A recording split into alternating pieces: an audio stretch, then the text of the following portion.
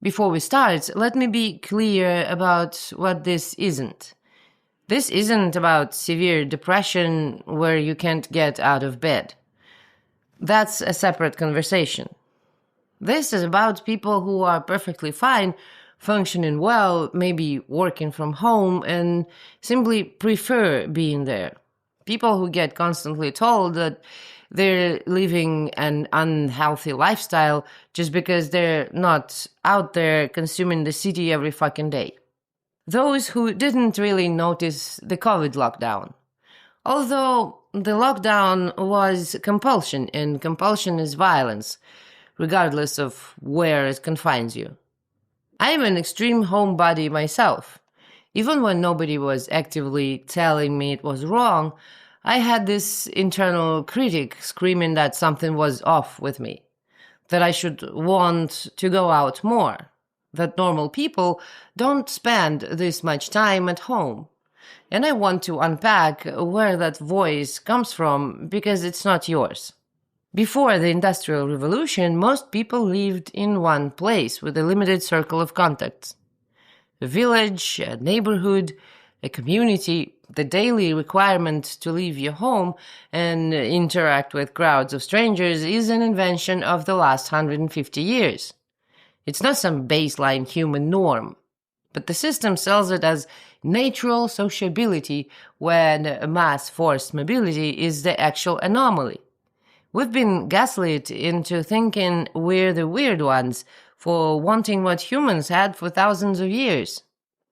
But nowadays, for most of us, home has always been scarce. From childhood, they force you out every single day. Kindergarten, school, university, office, staying home was a rare luxury, maybe weekends, maybe when you're sick. This creates two things. First, a habit of constant external control, where someone is always watching you. Second, it makes it impossible to develop a natural rhythm of engaging with the world, because the rhythm is imposed from outside. When you're home, you decide. Home gets reframed as isolation, avoiding life, but it's the only place where life happens on your terms. So when someone finally gets to work from home and doesn't have to expose themselves daily, wanting to stay there isn't degrading into a hermit. It's restoring balance after years of forced imbalance. It's not escape.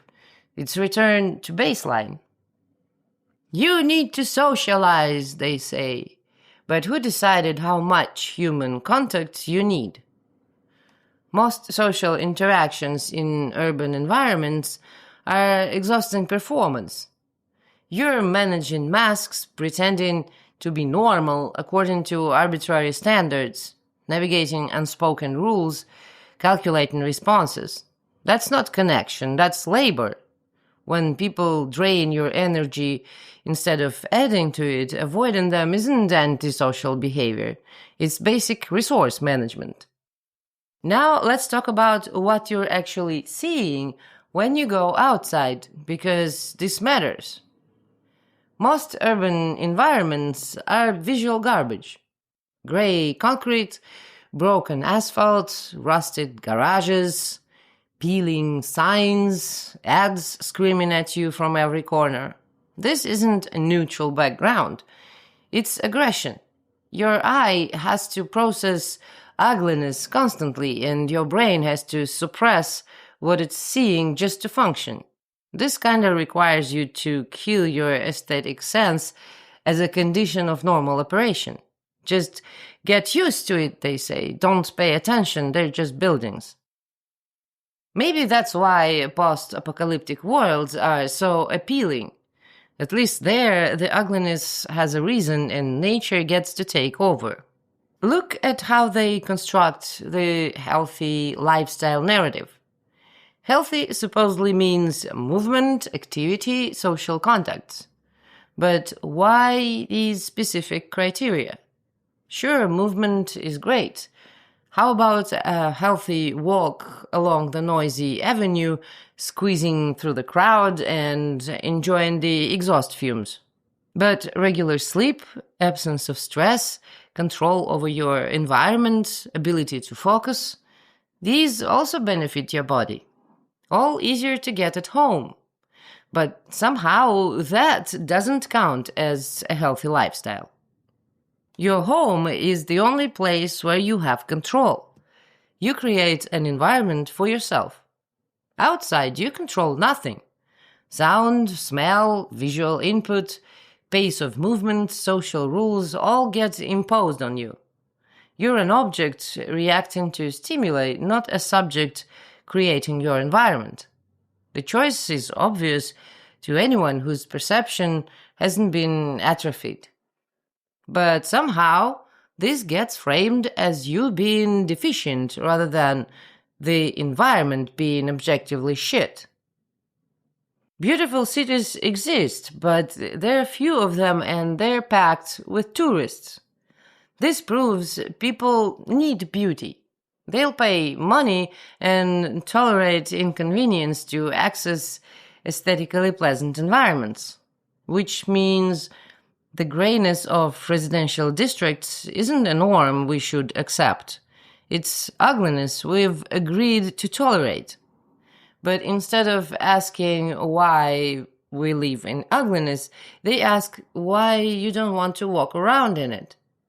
That's why I chose a small town after living in a big city and even started to enjoy going out once in a while.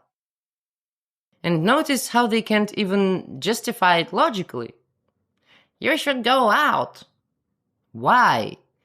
If it's objectively worse outside than inside, what's the point? They can't answer that, so they turn it into an axiom. Going out equals good automatically. Not going out equals a problem that needs fixing. If you're home doing what you want, feeling fine, experiencing no deficit, where's the problem? But you're not going out. So what? Well, that's not normal. Why? Because normal people go out. The circle closes. There's no actual argument, just pressure. Society takes the symptom, which is that you don't want to go out, declares it a disease, calls it depression or social anxiety, and then treats you instead of the environment. You're not adapting to a crowded, aggressive, overstimulating shithole of a city. Well, clearly something is wrong with you. Go to therapy, take pills, work on yourself. Nobody asks why the environment is so toxic that a sane person wants to avoid it. They ask you why you can't tolerate a normal environment. So when that voice in your head tells you you're doing something wrong by preferring your own space, ask whose voice that actually is. It's not your body feels fine. It's not your needs, they're being met. It's pressure from people who can't understand the choice they didn't make themselves. And fuck that noise. And fuck that noise. So when that voice in your head tells you, let's look at how they construct the healthy